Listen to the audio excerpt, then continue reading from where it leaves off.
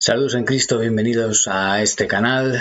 Hoy vamos a repasar ese momento del viaje de Francisco a Canadá, donde pues tanto él como el resto de obispos y cardenales presentes y sacerdotes participaron en un ritual pagano. Sí, participaron en un ritual pagano. Hemos visto la Pachamama. Hemos visto tantas cosas como lo de Asís, desde el Concilio Vaticano II. No somos sedevacantistas. Lo que no somos tampoco es papólatras. Y los errores están fehacientemente documentados desde entonces. Se puede seguir la hemeroteca y ver comportamientos de este tipo desde entonces. Para un católico que es converso desde hace apenas unos años, desde luego esto, pues quizás aquello que decía San Pablo, ¿no? Dios enviará un poder engañador para que aquellos que no tenían amor a la verdad se condenen. Enviará, puede significar permitir. Ese poder engañador es el del diablo, como como en el libro de Job, cuando el diablo pide tiempo para echar abajo a Job, Dios lo permite. El mal no lo quiere hacer Dios, lo quiere hacer el diablo, pero Dios lo permite para poner a prueba a Job y también demostrarle al diablo que con la gracia de Dios todo se puede. Sin embargo, pues tal vez estamos en un tiempo parecido, es decir, la Iglesia se ve rodeada de estas oscuridades que están esparcidas desde miembros de su propio cuerpo. El misterio de iniquidad al que estamos sometidos, y estamos, sometidos, ¿no? Porque no podemos estar sometidos al error. Nadie tiene potestad para ello. Pues es así, pero son hechos que se están dando, ¿no? Y este vídeo es para que vosotros lo paséis a vuestros sacerdotes. Y todo esto significa cosas tan claras que el que no lo vea, pues es porque no quiere, ¿vale? Y el que no salga a decirlo es porque tiene miedo, por cobardía, etc. Nosotros estamos dispuestos a apoyar materialmente, igual que no estamos dispuestos a aportar dinero pues a comunidades que se están desviando de la fe, o a esa estructura de la Iglesia que ahora mismo está soportando pues gente como Monseñor Agrelo, que dice que el aborto es bueno, ¿no? Siendo un religioso como es, pues igual que no damos dinero a esto, estamos dispuestos a ayudar a los sacerdotes fieles que salgan públicamente a hablar, y en el caso de que sean sean despojados de cosas incluso materiales, ayudar, como este sacerdote del Opus Dei que injustamente fue echado, ¿no? Y luego, curiosamente, pues el Opus Dei ha sido también, digamos, embargado, ¿no? En fin, por hablar la verdad, por hablarla con respeto, sufrimos esta injusticia. Ningún pastor ni el Papa tiene poder para atarnos en el error, y ya que eso es la ley de Dios, que nadie tiene potestad para atarnos en el error, nosotros tenemos la potestad como bautizados y el deber incluso de salir, decirlo sin ningún miedo ni temor. Lo mismo un sacerdote, lo mismo un laico, quien sea. Los sacerdotes seguís sin querer salir. Yo sé que algunos veis este canal y la responsabilidad es más grande en ustedes que en nosotros. Algún sacerdote, cuando se lo he dicho, me ha dicho que no, que los laicos es como que tenéis que espabilar y tenéis que mojaros aquí porque esto, porque el otro no. Quizás eso sea verdad, pero no cambia las cosas. Y como decía, para alguien que es converso, si soy converso es porque antes no tenía amor a la verdad. Por lo tanto, me encuentro con todo esto desde dentro de la Iglesia, que es una novedad que no se había dado en 2000 años, 1965 años, pero que se puede seguir documentalmente desde el Concilio Vaticano II. Algunos lo han intentado frenar, han intentado encadenar, secuestrar al propio concilio para que no produjese frutos peores, que es lo que llamaba Benedicto XVI la hermenéutica de la continuidad, pero es imposible una hermenéutica de la continuidad porque al mismo Benedicto, a llevar a cabo la promoción de ese concilio, lo hacía arrimarse a pues vertientes novedosas, ¿no? Hoy vamos a ver cómo altos jerarcas de la Iglesia Católica sin ningún temor se unen en una consagración.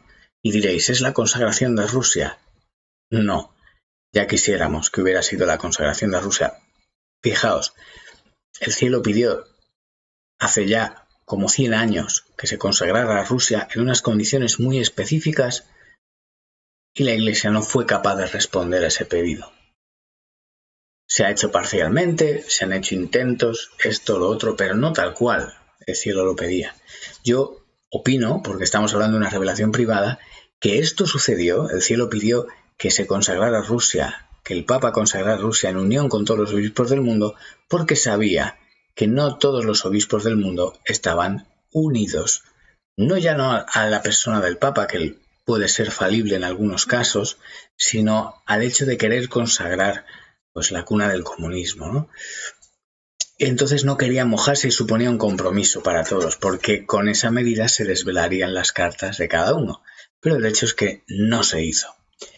Y sin embargo vamos a ver cómo no se hizo esa consagración como el cielo lo pedía, pero vamos a ver cómo ellos, incluido el que se sienta a la silla de Pedro, van a perpetrar una consagración pagana sin ningún tipo de esfuerzo, sin ningún tipo de demora, sin ningún tipo de dilación.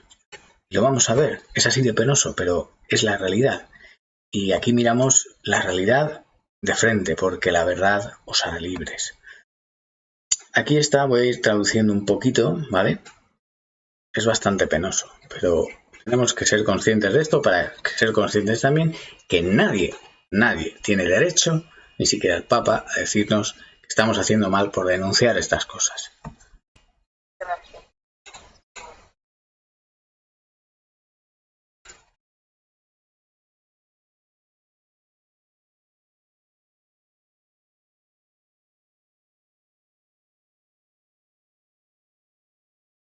Es como que está pidiendo una especie de oración para tener acceso al espíritu de Occidente o algo así está diciendo. O sea, está convocando espíritus.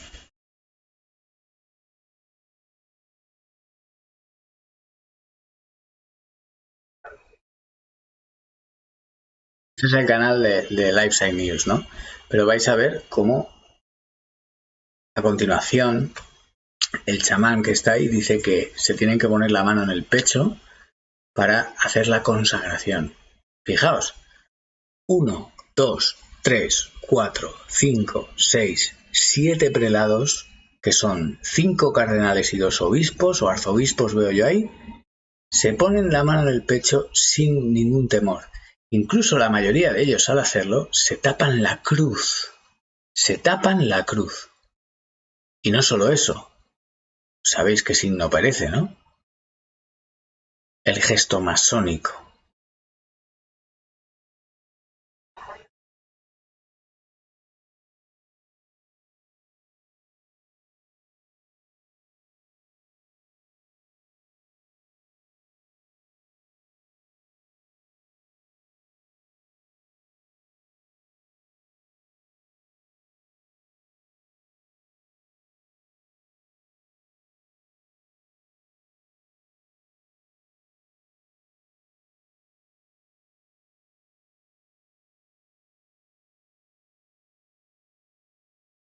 Miren cómo se tapa la cruz haciendo el gesto. No pasa nada. Y parecen dormidos. O sea, ¿de dónde ha quedado el vigor del catolicismo? ¿Dónde está el vigor del catolicismo? En tapar una cruz y parecer dormidos. Pues así es el gran resumen, ¿no? Aquí está pues John Henry Wester, que es un verdadero macabeo, defensor de la fe. El pobre pues parece muy cansado y afectado por este vídeo.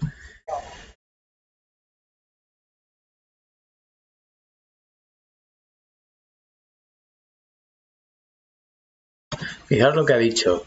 Quieren pedirle a la abuela de Occidente, es decir, Occidente es la abuela para ellos, que les dé acceso al círculo de espíritus.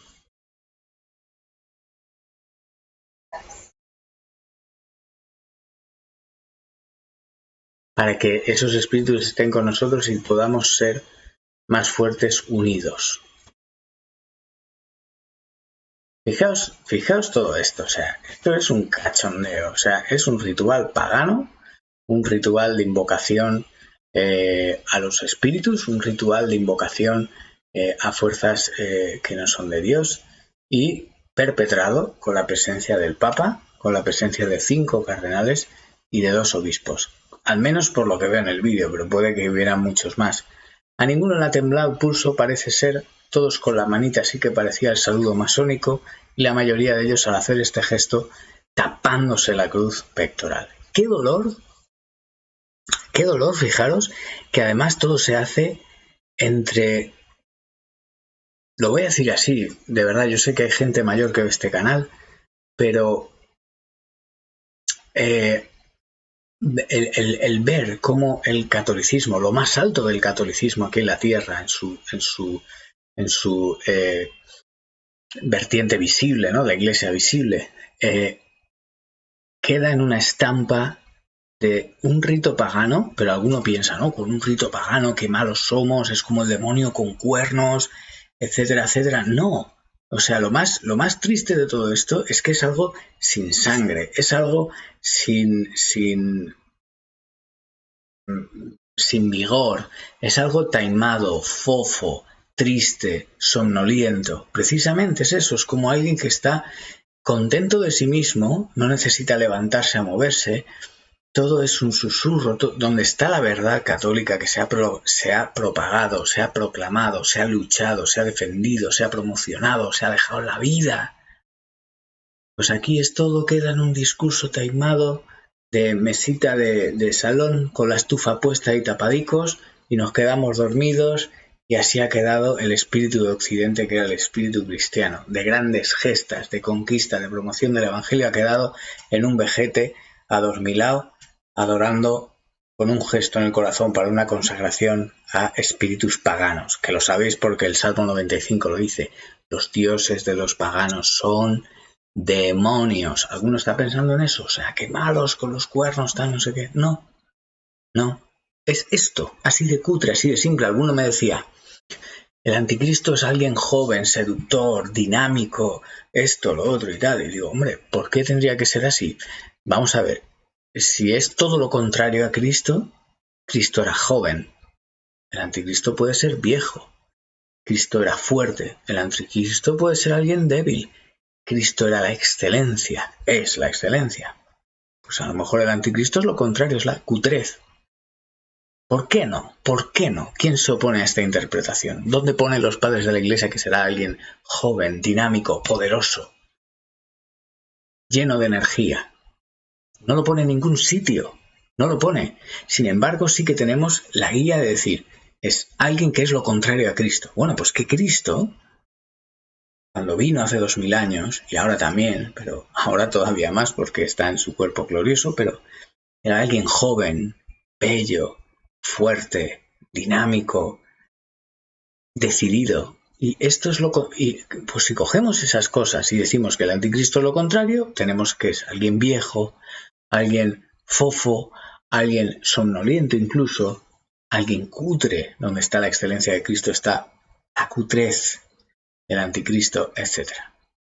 ¿Por qué no? No hay ninguna interpretación que refute esto que estoy diciendo.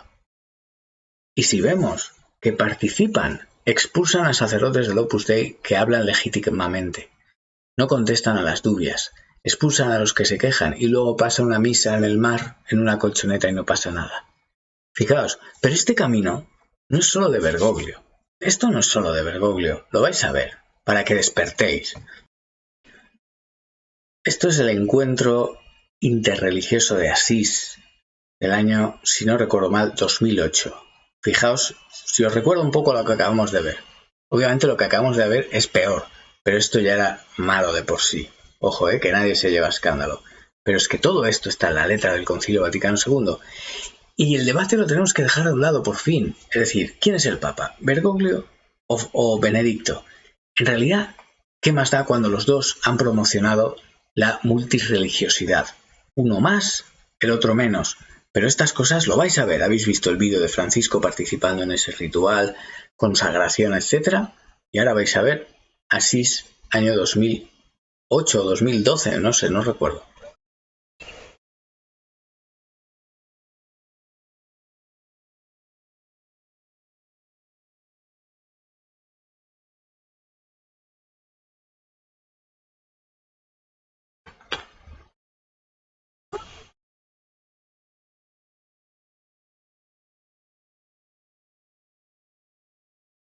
Ahí tenéis a Benedicto.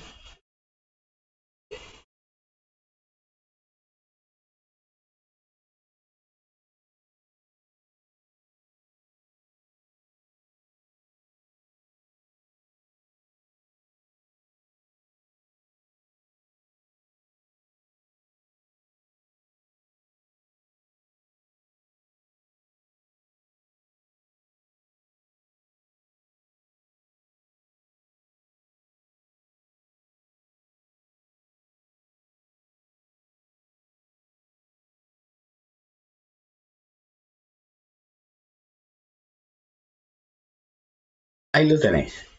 ¿Realmente creéis que yo al poner esto estoy atacando a Benedicto XVI? ¿Que tengo alguna animosidad especial con Benedicto XVI? No, lo que estoy intentando decir es, en el momento en el que se introduce una novedad en la Iglesia, se permite, entramos en el modernismo. ¿Por qué? Porque ya tenemos algo que no estaba en la tradición y que, al no estar, la contradice.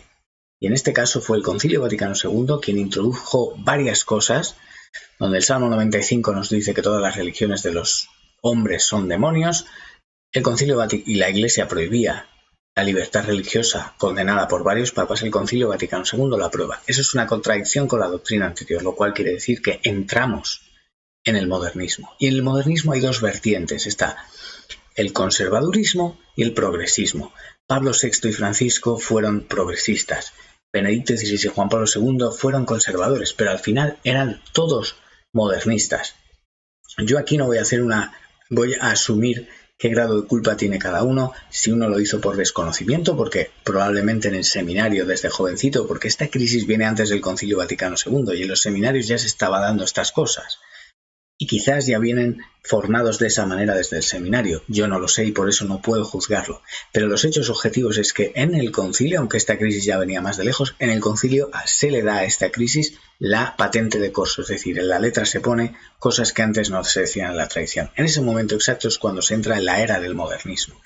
Y Satanás lo que hace es lo siguiente. Satanás el modernismo lo parte en dos. Pone a conservadores y a progresistas. No estoy diciendo que fueran agentes a sabiendas, simplemente que pudieron ser utilizados, que fueron engañados, que ellos mismos cayeron en el error o se dieron cuenta pero eran tibios. Yo eso no lo sé, yo digo los hechos objetivos. Entonces Satanás coge el modernismo y lo parte en dos. ¿Para qué? Para tenerte distraído, porque mientras te escandalizas viendo a los progresistas, te abrigas más en los conservadores, sin darte cuenta que los conservadores también albergan cosas que no estaban en la tradición antes y por lo tanto son también modernistas. Menos peligrosos, menos dañinos, que puedan conservar muchas más cosas de la tradición, sí, pero ya se han dejado seducir o han caído sin darse cuenta en algunos errores y eso ya produce que Satanás va ganando poder en esa cosa. Entonces ese es el problema. Alguno me dice, no, es que el tibio es el que no está con los conservadores, ¿no? Pero pensando que esto que dice la escritura, ¿no? No eres frío ni caliente, eres tibio. ¿Por qué? Porque no te quedas ni con los conservadores ni con los progresistas. Entonces eres tibio. No. El diablo quiere que pienses eso. Pero no funciona así. El frío es el que no cree en Dios. El caliente es el católico. Y el católico por definición es tradicional. Y lo de en medio, que son los tibios, esos son los modernistas. Y dentro de ese grupo de tibios están los progresistas y los conservadores. Eso es la tibieza. Pero Satanás lo que hace es partir esa tibieza en dos para que tú creas que al no estar en ninguno de los dos bandos que pelean entre sí, pues eres tibio. Y por lo tanto tienes que tomar partido por uno u otro bando, porque si no eres tibio. Pero no es verdad. No es verdad. No es verdad. Estar dentro de esa lucha entre progresistas y conservadores, entre Pablo VI y Francisco y entre Benedicto XVI y Juan Pablo II, es estar dentro del modernismo y estás gastando unas fuerzas que Satanás está complacido de que las gastes en ese debate que no va a ningún sitio porque al final todos están en un momento que se han cambiado cosas de la tradición. Y cambiar una sola cosa es gravísimo, gravísimo. Lo repito, yo no sé qué grado de culpa tiene cada uno. No sé si uno lo hizo con intención, el otro no se dio cuenta, el otro no lo sé. Yo digo los hechos objetivos y eso es contrastable. ¿Cómo? Leyendo todos los documentos de la tradición hasta que llegamos al concilio. Y en el concilio, donde la tradición no se contradecía, nunca decía sí, sí, sí, sí, sí, de repente el concilio dice no. Donde la tradición decía no, no, no, no, no, de repente en el concilio dice sí. Y eso es comprobable leyéndote los documentos. Ya está. Sin hacer juicios de qué había en el corazón de cada uno, no lo sé. Pero leemos los documentos y eso es lo que muestran los documentos. Por lo tanto, si en 1965 años la doctrina donde decía sí, siempre dijo sí, donde decía no, siempre dijo no, y de repente eso cambia, es porque entramos en la era del modernismo.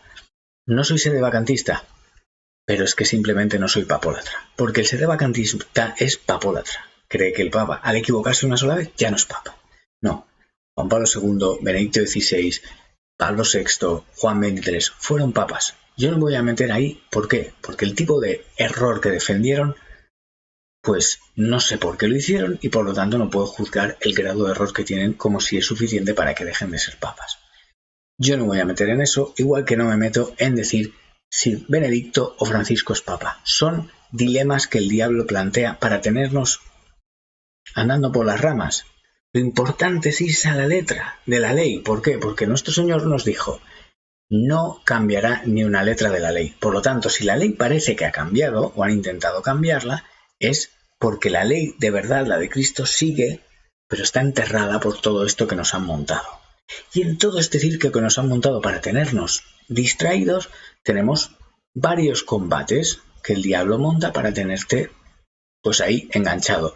¿Qué combates son? ¿Eres sedevacantista o no eres sedevacantista? ¿Eres de Benedicto o eres de Francisco? Y ahí está la gente perdiendo el tiempo, cuando lo que hay que hacer es coger, arrancar todo el césped, la maleza que ha cubierto la verdadera doctrina, que nos lo dejó garantizado nuestro Señor. Ni una jota cambiará, no va a cambiar nada. Cielo y tierra pasarán, pero mis palabras no pasarán. Y esa es la garantía de que las puertas del infierno no prevalecerán sobre ella. Que no se puede cambiar la doctrina, aunque se pretenda, aunque se promulgue una falsa doctrina encima de ella para intentar sofocarla, nublarla. Y dejémonos ya de respetos humanos, porque alguno me dice, entonces Lefebvre, que Lefebvre no era sedevacantista, reconocía a los papas, ¿entienden? O sea, el sedevacantismo es papolatría y Lefebvre no era papólatra. Entonces, ¿qué pasa? ¿Qué pasa entonces? Pues tenemos que dejarnos de respetos humanos, porque si muchos, que algunos defienden tanto a Juan Pablo II, porque como estuvo tantos años, hay mucha gente que le pasa lo siguiente, a mí también me pasa, pero que es que Juan Pablo II fue el papa de su juventud o el papa de su vida. Es decir, en tiempos mejores, cuando esa persona era más feliz, el papa quien era Juan Pablo II. Por lo tanto, la asocian a esa felicidad. Y no era así. Ahí se produjo Asís, Juan Pablo II, Benedicto XVI fueron los que permitieron. Muchos dicen, Bergoglio no es papa porque ya era hereje antes de ser papa. Bueno, ¿y quién permitió que llegara hasta cardenal? ¿Quién nombró a ese que ya era hereje, obispo y luego cardenal? ¿Yo? ¿Me echáis las culpas a mí? No, no fui yo. Yo solo soy un laico que lee los documentos. Ya está. Y hay que romper con los respetos humanos. Por lo tanto, aquellos que tienen la sombra grandísima de Juan Pablo II, que tenía muchas cosas buenas y era papa, compárelo con un San Pío X. Y ya os digo yo que la figura de Juan Pablo II palidece a la de San Pío X, por ejemplo. Ya está. Pero no por una cosa de respetos humanos o porque me guste más cómo peinaba San Pío X que Juan Pablo II, lo que fuera. No. Simplemente porque la doctrina no se había cambiado. ¿Y cuál es el hecho que ha pasado a partir de ese Concilio Vaticano II? Pues es como parecido a lo de Lutero, ¿no? Lo de Lutero sucede y a partir de ahí todo se va degradando y salen sectas por todos lados. O sea, aquí es parecido. ¿Por qué? Porque salieron la secta de los Juan Pablo benevacantistas, o como queráis llamarlos, que creen que era el paraíso ideal aquella época de la Iglesia. O los mismos errores que están documentados son incapaces de denunciarlos con la misma vehemencia con la que están denunciando lo de Francisco. Incluso en la época de Pablo VI se cambió la misa. Muchos de ellos van a misa tridentina y no son capaces de criticar a Pablo VI tanto como critican a Bergoglio. Parece que yo estoy aquí ahora defendiendo a Bergoglio. No, lo único que estoy intentando decir es que no caigáis en los trampas del diablo de caer en sectas. La secta bergogliana defienden a Bergoglio como sea. La secta Juan Pablo Benedicto los defienden como sea. Y aquí esto era todo muy guay y no pasó nada. Esto, y aquí y otro. Y todo es conflicto. ¿Qué pasa? Estas sectas, por ejemplo, lo que decía yo de Juan Pablo II, la secta de los Juan Pablo benevacantistas o como queráis llamarlos, pues probablemente ni Juan Pablo II ni Benedicto XVI quieren o quisieron o hubieran querido que se formaran esos grupos sectarios alrededor de ellos. No estoy diciendo que ellos lo hicieran. Por supuesto que no. Tenían muchas cosas buenas. Son mejores que Francisco. Mejores que Bergoglio. Pero caían también en esos errores. Y por un solo error ya puede entrar el mal. Por un solo error ya puede entrar el mal. Yo sé que es muy duro y duele mucho, pero tenemos que dejar de mirar eso Y mirar, por ejemplo, miren a San Pío X. Si quieren ver un papa de verdad, que se le confirmaron, cuando era mucho más exhaustivo confirmar milagros, se le confirmaron milagros en vida. Mírenle a él, si quieren mirar a un papa. Mírenle a él. Igual que Dios permitió que el Padre Pío estuviera. O sea, son ejemplos brillantísimos que Dios nos pone. ¿Para qué nos pone los ejemplos brillantísimos? Precisamente por el brillo, la luz. Mirar, ahí, guiaros en eso y ya está. No por nada Lefebvre lo nombró la Fraternidad Sacerdotal San Pío X. Y por ejemplo, Benedicto en los últimos años parecía que estaba dando pasos para ir como de vuelta hacia el movimiento de Lefebvre. Pero no dejó, no se volvió a condenar lo que estaba en el concilio.